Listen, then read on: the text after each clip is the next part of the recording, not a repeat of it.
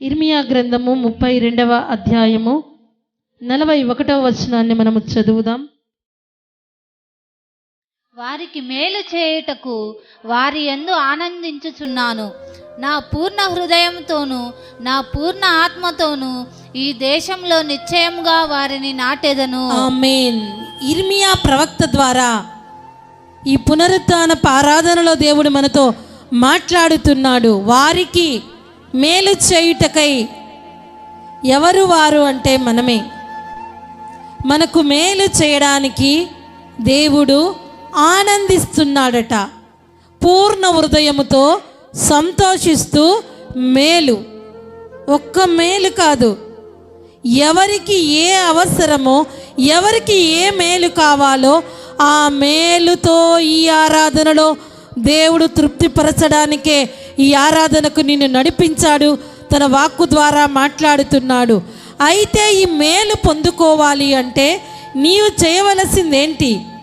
మన దేవుడేమో మేలు చేయువాడు, మంచి చేయువాడు, సహాయము చేయువాడు, ఆదుకొనువాడు, ఆదరించువాడు, ప్రేమించు దేవుడు. మన కొరకు ఆ కలువరి శిలువలో తన ప్రాణమునే పెట్టిన ప్రాణనాథుడైన ప్రభైన యేసు క్రీస్తు వారి పునరుత్థానపు ఆరాధనకొచ్చిన నీకు ఇర్మియా గ్రంథం 32వ అధ్యాయము 41వ వచనము ద్వారా మేలు చేస్తానంటున్నాడు. కొంతమంది ఇష్టం లేకున్నా మనకు మేలు చేస్తారు, ఏ రికమెండేషన్ వల్లనో లేక దేని వల్లనో. కానీ దేవుడు ఎలా మేలు చేస్తానంటున్నాడంటే ఆనందముతో, సంతోషముతో. మన మందిరంలో మరి 40 రోజులు ఉపవాస ప్రార్థనలు జరిగాయి. మరి ఎండ అయినా, పరిస్థితులు ఎట్లున్నా ప్రతిరోజు ఉదయకాలమున ఆన్లైన్ ప్రేయర్లోను, సాయంకాలం మందిరావరణములోను 40 రాత్రింబగళ్ళు ఉపవాసించి కన్నీరు కార్చి ప్రార్థించినప్పుడు మేలు చేయకుండా దేవుడు ఉంటాడా? మేలు చేయువాడు మన దేవుడు. మరి మేలు పొందుకోవాలి అంటే నీవు ఎలా జీవించాలి? నీవు దేన్ని వెతకాలి? నీవు సినిమా హాల్లో కూర్చొని మేలు చేయి ప్రభువా అంటే చేస్తాడా? నీవు ఎక్కడో లోకములో జీవిస్తూ మేలు చేయి ప్రభువా అంటే చేస్తాడా?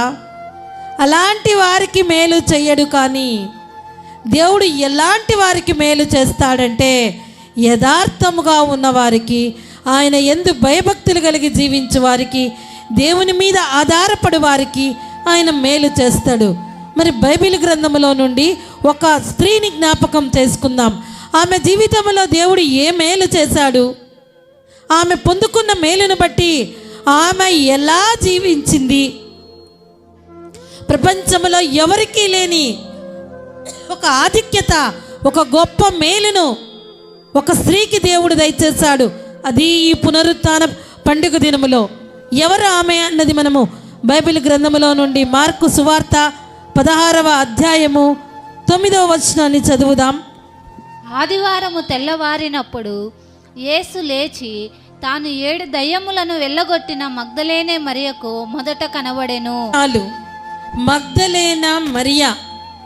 ఈ మగ్దలేన మరియా అనే ఆమె యొక్క స్టేటస్ ఏంటంటే గొప్ప స్థితిలో ఆమె ఏమీ లేదు, సంపన్న స్థితిలో ఆమె ఏమీ లేదు.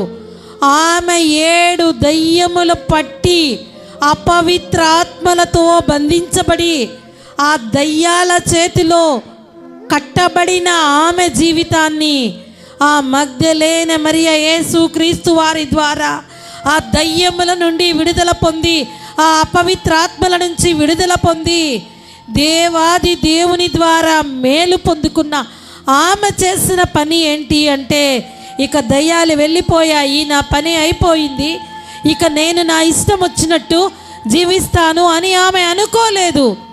యేసు క్రీస్తు వారిని ఆ సిలువకు అప్పచెప్పి మరి యేసు క్రీస్తు వారిని ఆ సమాధిలో పాతి పెట్టబడినప్పుడు అందరూ అక్కడ లేరు. కానీ ఈ 7 దయ్యములు పట్టిన మగ్దలేన మరియా, దయ్యముల నుండి విడిపించబడిన ఆమె, యేసు క్రీస్తు వారు 3 దినముల తర్వాత లేస్తానన్నాడు. ఆయన ఇక్కడ సమాధి దగ్గర నేను కాచుకొని ఉంటానని ఆ కాలంలో ఒక స్త్రీ ఆ సమాధుల దగ్గర కాచుకొని ఉండడం యేసుక్రీస్తు యొక్క ఆ సమాధి దగ్గర ఆమె కనిపెట్టుకొని ఉందే. మరి పునరుత్థానుడైన ప్రభైన యేసుక్రీస్తు వారు మొట్టమొదటిగా ఈ మగ్దలేన మరియకు కనిపించాడు. ఆమెకు ఎంత గొప్ప ఆధిక్యతనిచ్చాడు, ఎంత గొప్ప ధన్యతనిచ్చాడు.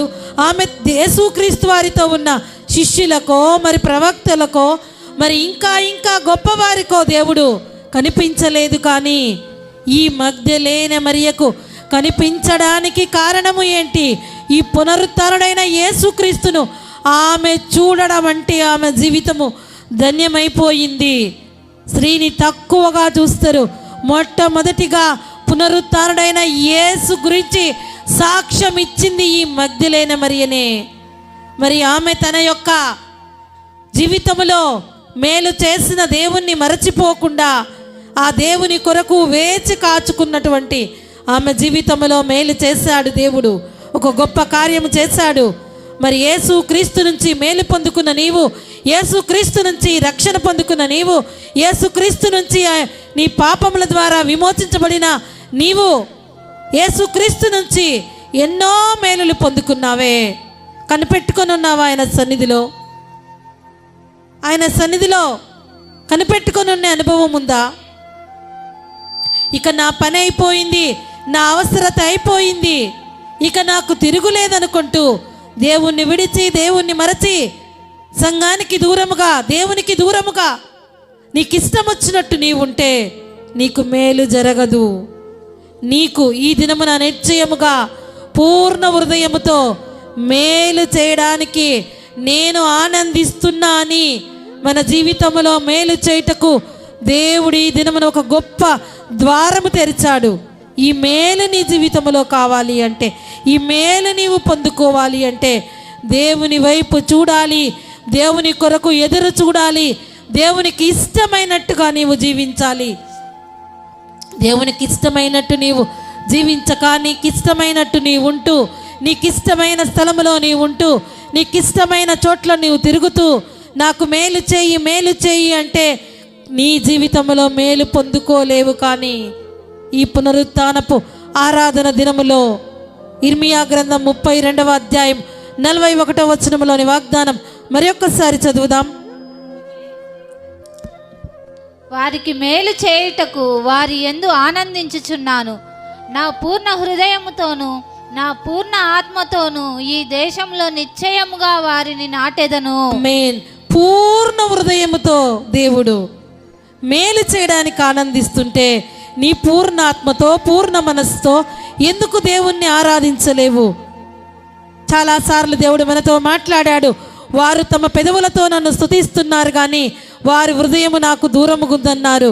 ఈ ఆరాధన దినమందైనా పూర్ణ హృదయముతో నీకు మేలు చేస్తానన్న దేవుణ్ణి నీవు పూర్ణ మనస్సుతో, పూర్ణ హృదయముతో ఆరాధిస్తావా? దేవుణ్ణి హత్తుకుంటావా? దేవుని కొరకు ఎదురు చూస్తావా? దేవుని మీద ఆధారపడతావా? ఇట్టి అనుభవంలోనికి నీ వచ్చినట్లయితే నీ జీవితంలో మేలే చేస్తాడాయన.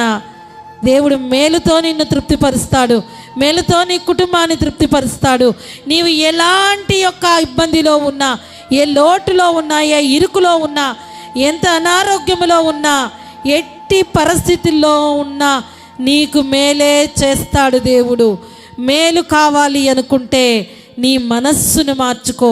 మారని, మార్పు చెందని మహోన్నతుడైన దేవుడి మనస్సును ఎరిగి నీవు రక్షణ పొందిన దినమున ఏ తీర్మానము తీసుకున్నావో ఆ తీర్మానము ప్రకారము పూర్ణ మనస్సుతో, పూర్ణ శక్తితో, పూర్ణ హృదయముతో దేవుణ్ణి ఆరాధిస్తూ దేవుడు చేసిన మేలులను బట్టి ఆయన సాక్షిగా నీవు ఉండాలని తీర్మానము చేసుకున్నట్లయితే ఈ ఇర్మియా గ్రంథం 32వ అధ్యాయంలోని 41వ వచనాన్ని దేవుడు ఇవ్వబోతున్నాడు. మరి తీర్మానము చేసుకుంటావా?